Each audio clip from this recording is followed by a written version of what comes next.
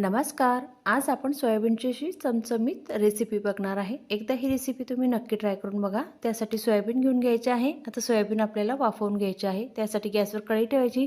त्यामध्ये 3 ग्लास पाणी टाकायचं, 1 चमचा मीठ टाकायचं आणि सोयाबीन टाकून घ्यायचे आहे. सोयाबीन आपल्याला 2 मिनिटासाठी परतवून घ्यायचे. नंतर गॅसच्या खाली कढई उतरून घ्यायची. 10 मिनिटासाठी झाकण ठेवून द्यायचं आहे.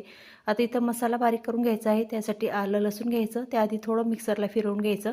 नंतर लगेचच त्यामध्ये लाल टमाटर टाकायचं आणि बारीक चिरून घेतलेला कांदा टाकायचा. आता याची छान अशी पेस्ट तयार करून घ्यायची आहे. आता इकडे सोयाबीनसुद्धा छान असे मऊसूत तयार झालेले आहे. आता भाजीला फोडणी देऊन द्यायची. त्यासाठी गॅसवर कढई ठेवायची. त्यामध्ये तेल टाकायचं. तेल छान तापलं की त्यामध्ये दालचिनीचे तुकडे टाकायचे, तेजपत्ता टाकायचा आणि वाटण करून घेतलेलं होतं ते टाकून घ्यायचं. थोडंसं पाणी टाकायचं आणि आता हा मसाला आपल्याला छान असं मंद आचेवरती होऊ द्यायचा आहे. आता लगेचच यामध्ये दही टाकायचं आहे. त्यासाठी 2 चमचे दही घ्यायचं आणि ते मऊसूद असं बारीक करून घ्यायचं आहे.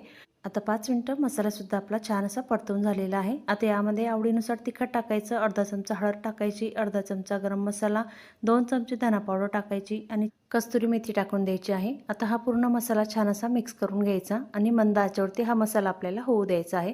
5 ते 10 मिनिटं हा मसाला होऊ द्यायचा. तोपर्यंत आपल्याला जे सोयाबीनमध्ये पाणी असतं ते हाताने काढून घ्यायचं आहे. आता इथं मसालासुद्धा व्यवस्थित तयार झालेला आहे आणि आता यामध्ये बारीक करून घेतलेलं दही टाकायचं. आता दही टाकल्यावर सुद्धा आपल्याला 5 ते 10 मिनिटं हा मसाला आणि दही होऊ द्यायचं. नंतर यामध्ये सोयाबीन टाकून घ्यायचे. आता सोयाबीनसुद्धा आपल्याला छान मिक्स करायचं. चवीनुसार मीठ टाकायचं. एक लक्षात असू द्यायचं की सोयाबीन आपण जेव्हा उकडले ना, उकडत्या पाण्यात टाकले तेव्हासुद्धा आपण मीठ टाकलेलं होतं. त्यासाठी मिठाचं प्रमाण थोडं कमीच ठेवायचं. नंतर यामध्ये गरम पाणी टाकायचं. थंड पाणी अजिबात टाकायचं नाही. आता इथं छान असं मिक्स करून घ्यायचं आहे आणि 5 ते 10 मिनिटासाठी झाकण ठेवून द्यायचं.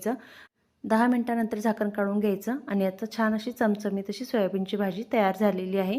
आता इथं बारीक करून घेतलेला कोथिंबीर टाकून घ्यायचा, छान मिक्स करायचा आणि 2 मिनिटं वाफ देऊन द्यायची. आणि आता इथं छान अशी सोयाबीनची रेसिपी तयार झालेली आहे. रेसिपी आवडली असेल तर लाईक, शेअर, सबस्क्राईब.